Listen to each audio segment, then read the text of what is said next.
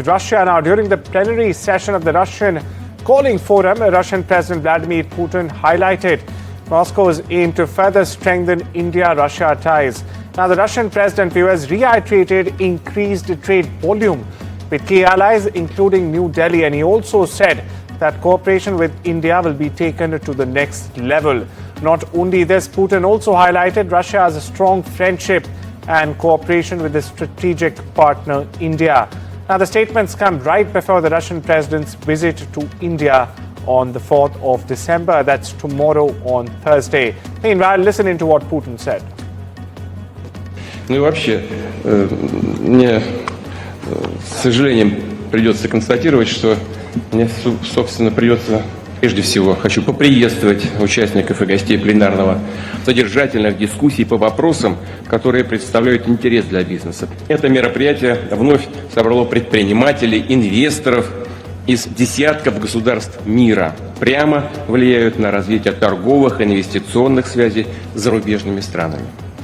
Мы будем и дальше выстраивать суверенную экономическую политику, действовать на внешнем контуре, исходя из собственных национальных интересов, потребностей отечественного бизнеса и наших граждан, выполнять обязательства перед иностранными контрагентами и наращивать сотрудничество с теми государствами, которые в этом заинтересованы.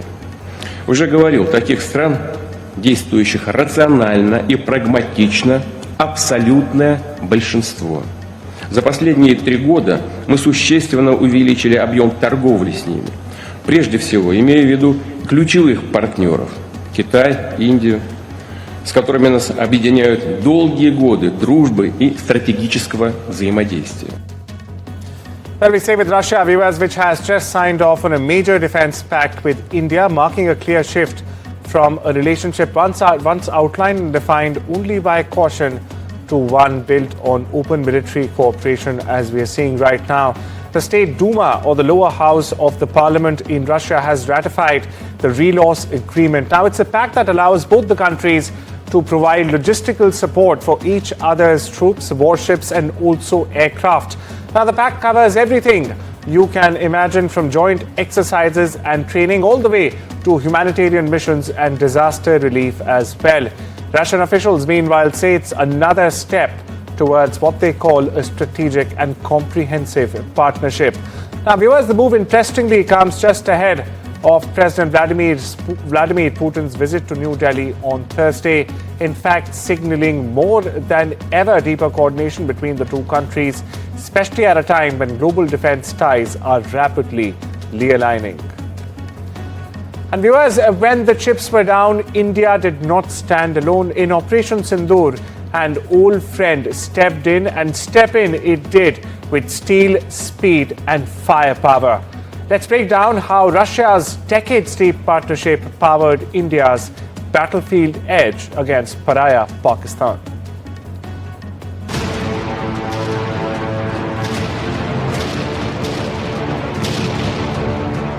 When the storm hit Delhi, Moscow didn't blink. Because some friendships never fade. They forged themselves in fire, and in Operation Sindoor, that iron bond showed its strength again. Russia, India's all-weather friend, a partnership older than most of the systems it built. The results were crystal clear on the front line. There were pinpoint strikes as silent shields defended Indian territory. All this while jets roared with intent above. At the tip of the spear was the BrahMos, and during Operation Sindoor, it spoke with devastating accuracy. Targets deep behind enemy lines hit with surgical precision, fast, fearless, and totally unmatched.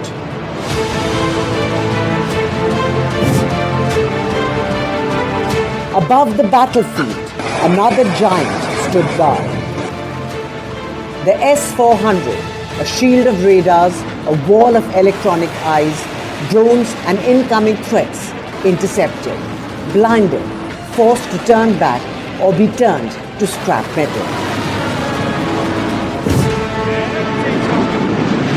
And then came the Sukhois, the aircraft India knows as its own, Russian by origin and Indian by production, their strikes were sharp and decisive.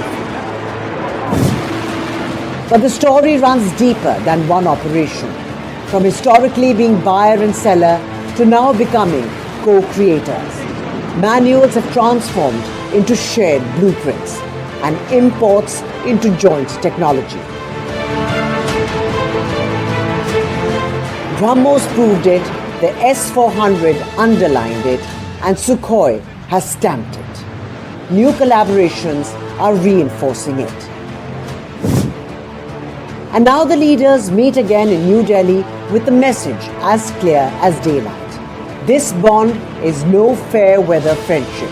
It's tested, trusted, and has been hardened by the sands of time. While Operation Sindoor will be remembered for its precision, it will also be remembered for a partnership that has held strong for decades together. An unrivaled tale of two nations with one massive battlefield edge forged together.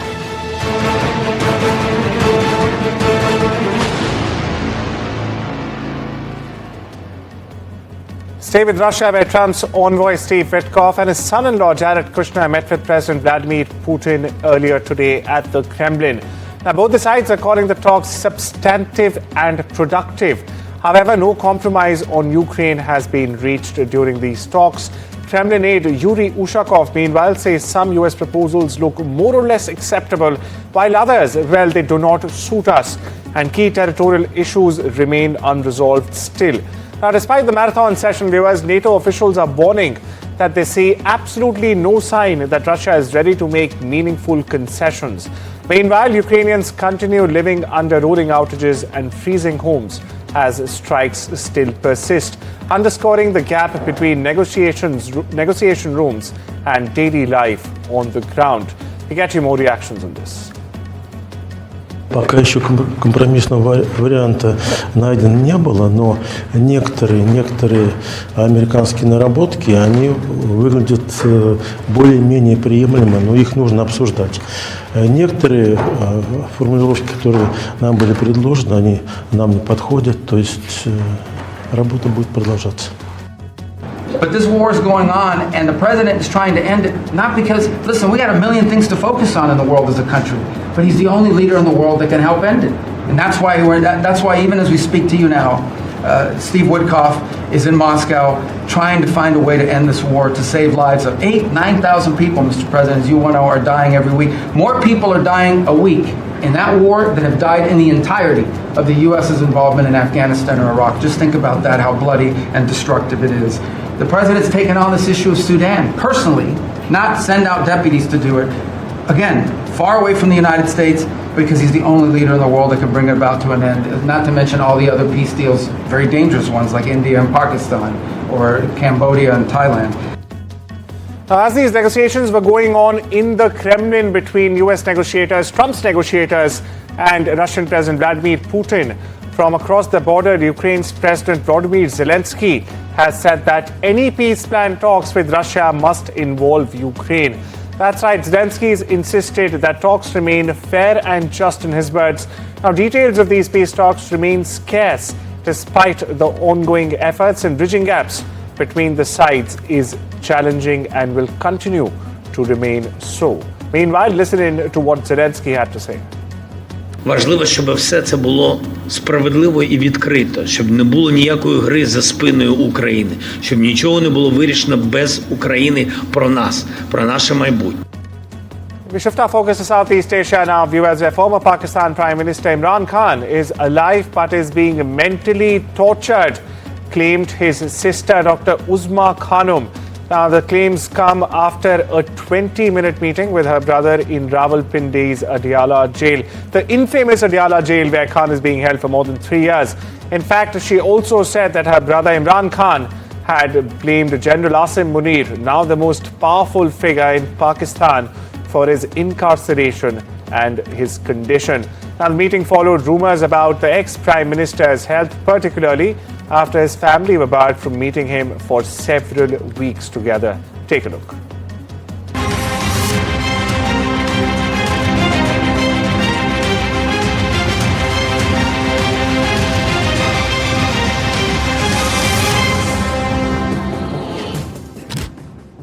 began with a swirl of rumors. Fake reports circulating out of Afghanistan claiming that Imran Khan was dead and the Pakistan administration was hiding the truth. On Tuesday, much to the relief of Imran Khan's family, confirmation was out that Khan was very much alive. Uzma Khan, Imran Khan's sister, was granted access to see Imran lodged in the Adiala jail in Rawalpindi. The meeting was a brief one, lasting about 20 minutes. सेहत अल्हम्दुलिल्लाह ठीक है, मगर ज़हनी वो उन्होंने बड़े गुस्से में थे, कहते हैं कि हमें ये मेंटल टॉर्चर कर रहे हैं और सारा दिन कमरे में बंद, थोड़ा सा बाहर जो निकल सकते हैं, कोई किसी से कम्युनिकेशन नहीं, कहते हैं ये आसिम मुनीर जिम्मेदार है, ये सब कुछ हो रहा है। बाकी कितनी देर मुलाकात रही है मैडम आपकी? अच्छा, सेहत उनकी ठीक है? Imran's sisters mounted pressure on the administration by taking to the streets, protesting at the Adiala jail, demanding access and justice for Imran Khan. His son said the authorities were concealing something irreversible about his condition after more than 3 weeks with no evidence that he is still alive. I have no exact idea, but I feel that they don't want anyone to beat Imran Khan and bring his message outside the jail. This is what I feel. And secondly, they want people to get more disturbed. You know, you keep thinking what is going inside the jail.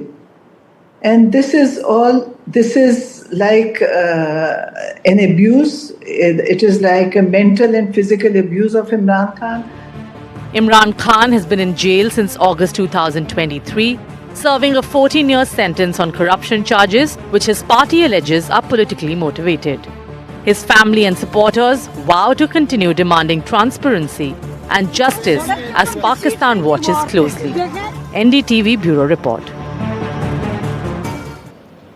Further east, famous South Korean President Lee Jae-myung has said there was still work to be done to address the fallout of the martial law. Now, the act was Lee's predecessor's failed attempt around a year ago. The president has vowed that the perpetrators be brought to justice.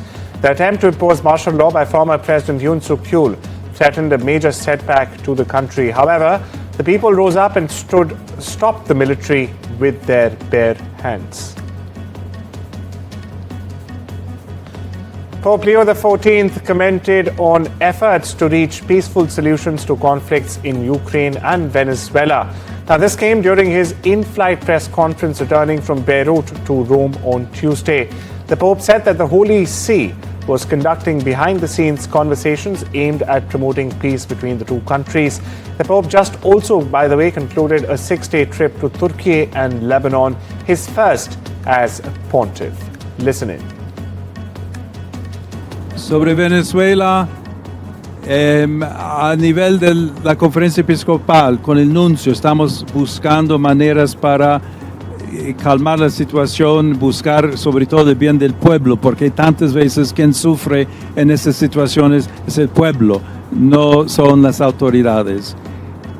Las voces que vienen de Estados Unidos cambian con cierta frecuencia a veces. Hay que ver. Por un lado, parece que ha habido una conversación por teléfono de los dos presidentes.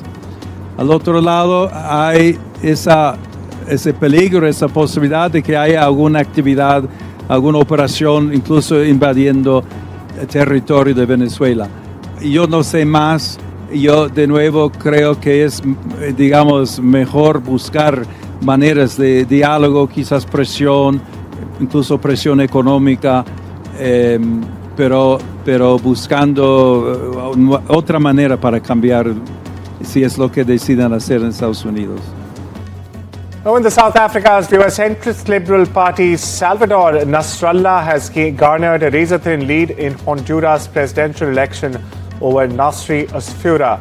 Now, the conservative candidate Asfura is backed by US President Donald Trump. It's important to underline here. The vote count was plagued by several delays and allegations of fraud combined with them. Now, the latest results showed Nasrallah on 40.13 percentage points and Asfura of the National Party on 39.71 percentage points, with around 68% of votes counted. US President Donald Trump has pardoned former Honduran President Juan Hernandez, freeing him from a 45-year sentence. Now, the sentence, viewers, was for conspiring to import tons of cocaine into the United States. Now, Trump's extraordinary move risks weakening U.S. credibility in Latin America and could very well embolden corrupt anchors as well. That's what the critics are pointing out. Not only this, it is also likely to draw criticism, and stark criticism at that he's undercutting decades of U.S. efforts to fight transnational drug networks. Over in Western Europe, German Interior Minister Alexander Dobrindt on Tuesday inaugurated the country's new federal police's drone defense unit. That's correct. Now, this unit can be deployed across the country and is, in Germany's words, equipped with the latest technology for smart drone defense.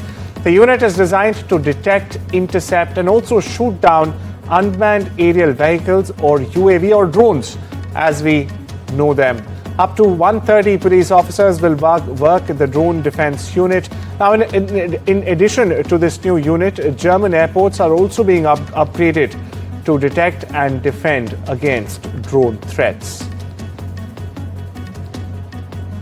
Colombia's geological survey has raised an alert status after the Puris volcano erupted for the first time in decades.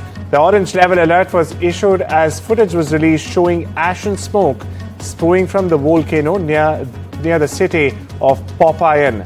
The coordinator of the Volcanological Observatory, Jaime Raigosa, said on Tuesday that the volcano last erupted in 1977. Almost 50 years ago, that is. Meanwhile, ash was blown as far as Popayan, located about 28 kilometers away from this volcano. The smoke, meanwhile, triggered officials to raise the alert level to orange. We get you more. De que eran muchas emisiones de ceniza al día. Ya en la madrugada del día sábado, pues ya tuvimos un sismo que nosotros llamamos un sismo híbrido, que se localizó en el cráter del volcán. Un sismo híbrido es un sismo que es de fractura, nosotros llamamos volcanes tectónicos, y están asociados también a movimientos de fluidos. Después de este sismo ya tuvimos una erupción pues bastante importante que causó caída de ceniza, inclusive aquí en Popayán fue poca caída de ceniza, pero ya Popayán está a 28 kilómetros de distancia. Large crowds of mourners gathered at Wang Fuk Court in Hong Kong's Tai Po on Tuesday to mark the traditional First Seven Memorial. The memorial took place exactly 7 days after the massive fire that left at least 56 people dead. Meanwhile, officers from the Hong Kong Police Unit continue to investigate the scene of the blaze. Starting from today, that's Wednesday, residents of the Wang Fuk Courthouse will be allowed a one-off return to their homes. According to the Home Affairs Department, residents can also collect important or valuable personal items from the building. Listen in. 容許宏福苑宏志閣嘅居民一次性返回住所，攞返自己一啲重要或者貴重嘅個人物品。民政事務總署、社會福利署同埋公務員嘅應急隊會派員在場支援。行動嘅要點如下：居民呢係可以喺10月3號至到10月4號朝頭早9點至到夜晚9點嘅任何時段，帶同身份證明文件，去到廣福邨廣義樓側根嘅報到點報到。由於有2日咧，每日12個小時嘅時間，所以咧大家居民係唔需要急於喺聽日一大早咧就到場嘅。每戶咧可以喺上述嘅時段返屋企一次，每戶限2個人同時上樓，逗留最多1個半小時。由於現場仍然需要封鎖進行後續嘅工作咧，因此警方係要求居民攞返重要嘅個人物品之後咧係必須離開嘅。民政事務總署同埋公務員應急隊會派出充足嘅公務員人手提供支援，確保每一戶上樓都有公務員陪同。警務人員亦都會駐守喺每一層樓維持秩序。如果住戶有需要嘅話，喺門內守候嘅公務員呢係可以協助聯絡同埋搬運行李等等嘅。Samba artists boarded a train to the iconic Christ the Redeemer statue for a Thanksgiving Mass high above Rio de Janeiro. The city marked the National Day of Samba on Tuesday. The traditional Corcovado train was transformed into the samba train as guests departed from a Cospe Velo station. Now, this marks the 30 years of the samba train, the annual musical ride from central Brazil to Oswaldo Cruz. It's a neighborhood widely regarded as the birthplace of key samba traditions. We get you more. O samba é a minha vida, o samba é o meu amadurecimento, o samba é o meu sonho, minha razão de viver. Eu tenho dois grandes amores, meu filho e o samba. A arte da porta-bandeira, ela transformou minha vida, me trouxe dignidade, oportunidade, missão de vida. Então hoje comemorar o Dia Nacional do Samba aqui no Cristo Redentor é uma alegria não só para nós que estamos aqui, mas para nossos ancestrais que tanto sofreram, mas que resistiram para que nós estivéssemos aqui hoje representando todo mundo.